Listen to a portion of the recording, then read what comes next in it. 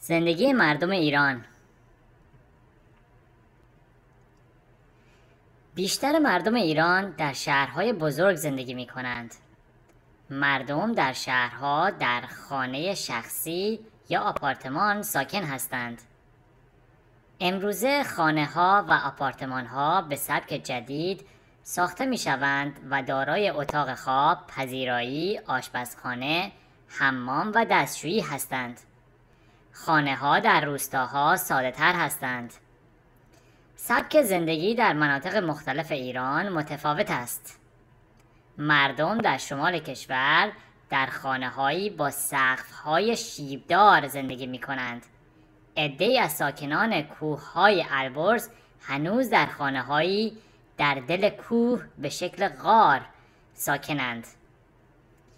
در گذشته‌ها مردم در جنوب ایران برای فرار از گرمای طاقت فرسای تابستان در زیرزمین‌ها زندگی می‌کردند.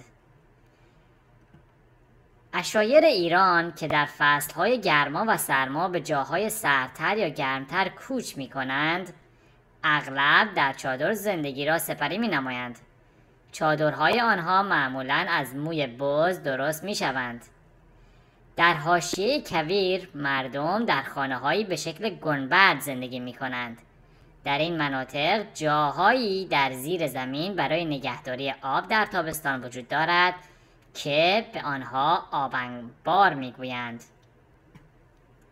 کلمات کلیدی مترادف فارسی، مترادف انگلیسی: زندگی کردن، اقامت داشتن، طاقت فرسا، تحمل ناپذیر، کوچ کردن، مهاجرت کردن، سپری کردن، گذراندن.